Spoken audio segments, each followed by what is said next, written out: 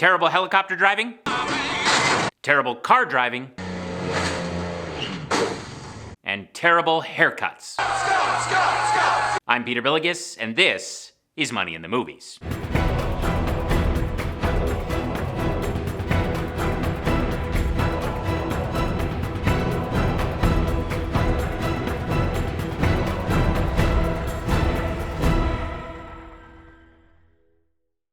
Hello and welcome once again to Money in the Movies, a show where we review films based on their financial accuracy. Today's movie is The Wolf of Wall Street, directed by Martin Scorsese and starring Leonardo DiCaprio, Margot Robbie, and Jonah Hill. By the way, Matthew McConaughey is also in this movie. That's good for me. The film stars, well, let's wait a minute. Let me just take a moment here. I know this is a financial show, but just do not see this movie with your parents. Do not see this movie with your parents. If you are a parent, do not see this movie with your kids. And if you are a grandparent, well, just, there's a lot going on here. The film is based on the true life story of Jordan Belfort, the legendary Wolf of Wall Street. Belfort was a young man who came to Wall Street seeking his fortune. But he came to Wall Street at a pivotal moment. The stock market crash on October 19th, 1987, resulted in the Dow Jones Industrial Average, a historic measure of stock market performance, dropping 508 points in one day, making it the largest one-day drop of that average in history. The crash of 1987 was a big deal. A lot, and I mean a lot of people, got fired. Fortunes were lost, companies went under, lives were ruined, and it also happened to be the same day that Jordan Belfort first became a licensed stockbroker. So Belfort is now legally licensed to sell people stocks, but because of the crash, none of the Wall Street firms are hiring.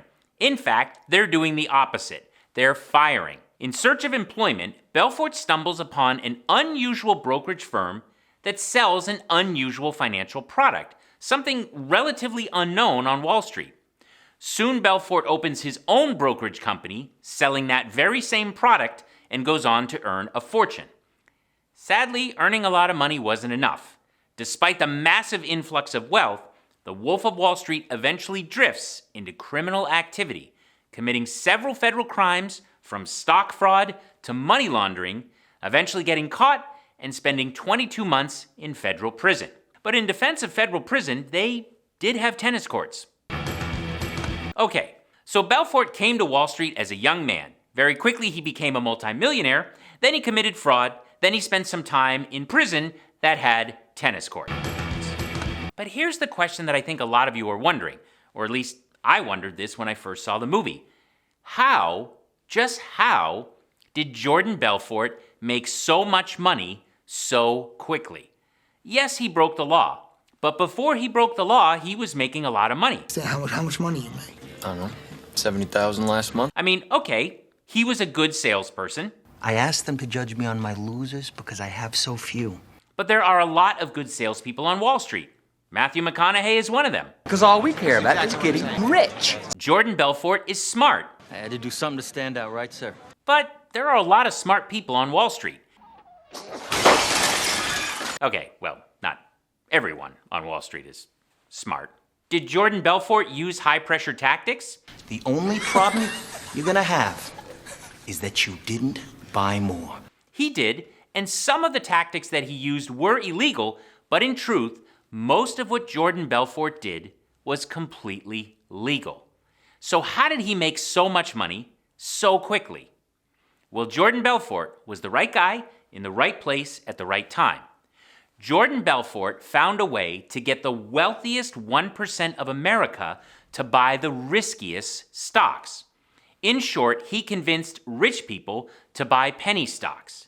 Penny stocks? These risky penny stocks paid out huge commissions. 50% commission? By getting the richest 1% of the country to invest in penny stocks, what Belfort did was take advantage of something known as the bid-ask spread. Remember, the stock market is just that. It's a market where things are bought and sold. In the stock market, people are buying and selling shares of companies. Now, the common belief is that the price of a stock is determined by supply and demand. If a stock has a lot of buyers, its price will go up. If people are selling the stock, its price will go down. Now, it's true that supply and demand does largely influence the price of a stock. But someone at some point has to look at the supply and look at the demand and actually say, this is the price. So who is that person? Well, that person is known as a market maker. Now, a market maker is usually not an actual person, but a financial firm that makes a market in a particular stock. What that means is that they're doing enough buying and selling of that particular stock that they can publish the price of that stock. But here's the thing. Stocks actually have two prices. Yeah, two. What do you mean? One price is called the bid price, and one price is called the ask price. The bid price is the highest price that someone is willing to pay for that stock. The ask price is the lowest price that someone is willing to sell that stock for. The difference between the two prices is called the spread. Investors like you and me buy at the ask price and sell at the bid price. But the market maker buys at the bid price and sells at the ask price. What do you mean? I know. It is confusing. Why are there two prices? I mean, there aren't two prices on a box of cereal in the grocery store or two prices on a gallon of gas, so why are there two prices here? Well, to understand this, we need to look at another market where there are two prices for the same item. Let's talk cars. Imagine you had an almost brand new car with 10,000 miles on it. You want to sell it, so you go to the dealership, and the dealership says, we will buy your car for $30,000.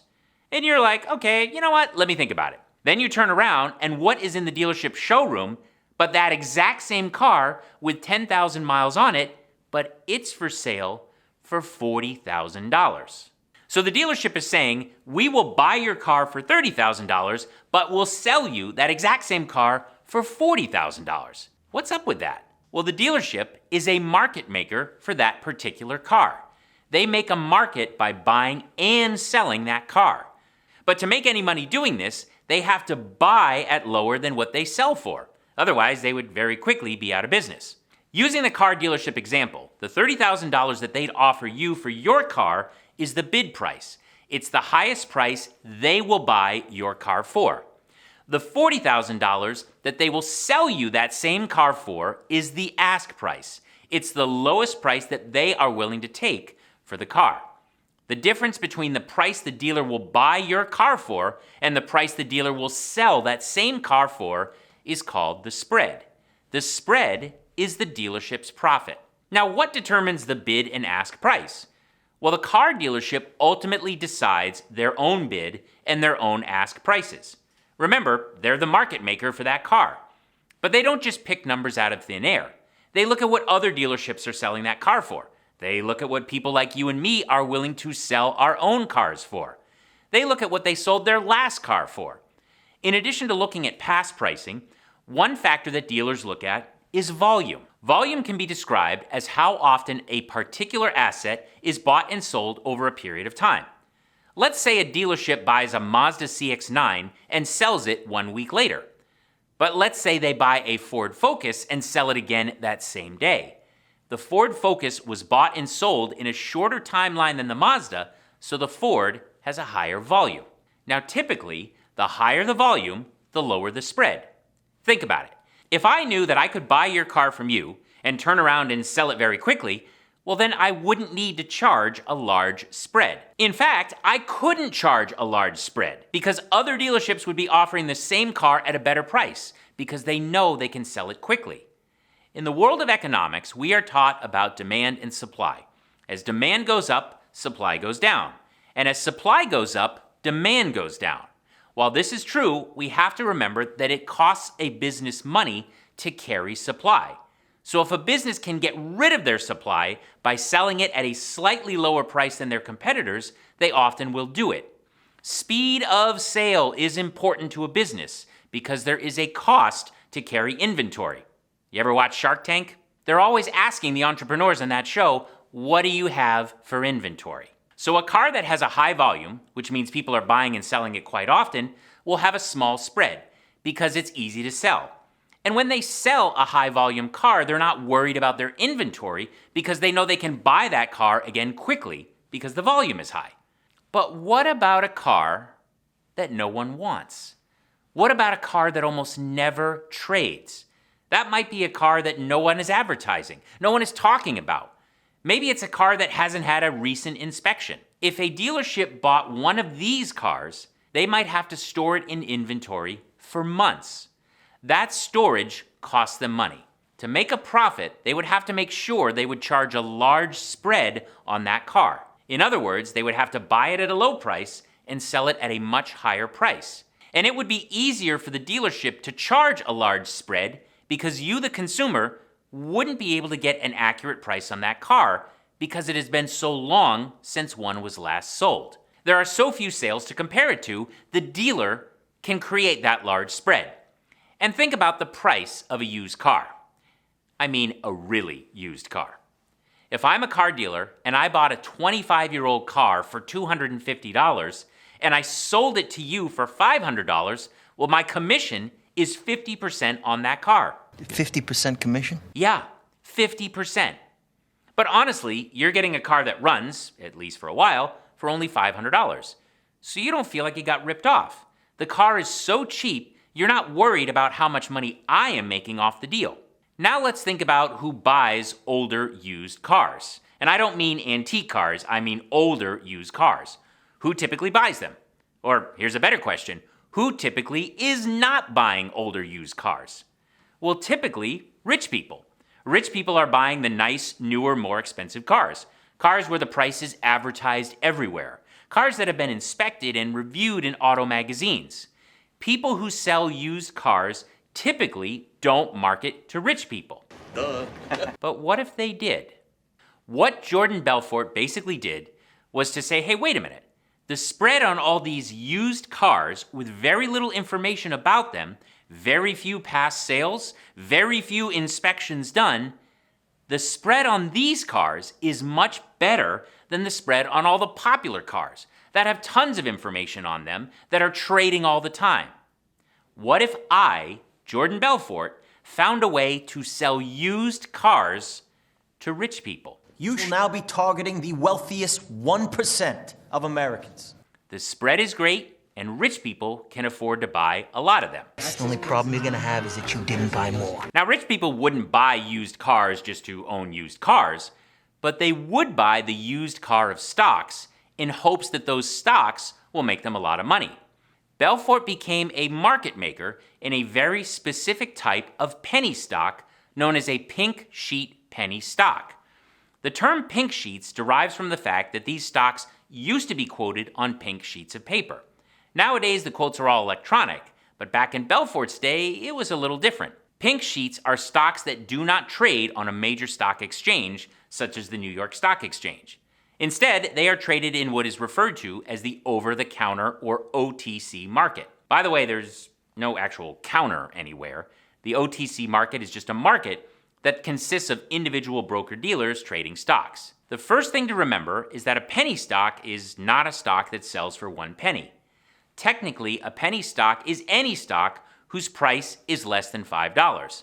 In theory, Tesla, Microsoft, and Google could all become penny stocks if their prices drop far enough. By the way, this actually happened to Bank of America stock in 2009 when the bank's share price dropped below $5. So technically, if it falls under $5 per share, it's a penny stock. But typically, when people use the term penny stocks, they are referring to smaller, unknown companies trading for less than $5 per share. The least known, least audited, riskiest stocks in the penny stock family are known as pink sheet penny stocks.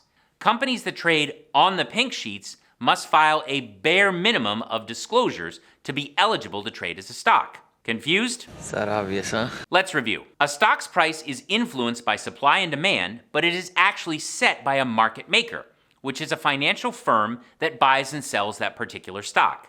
But a stock actually has 2 prices.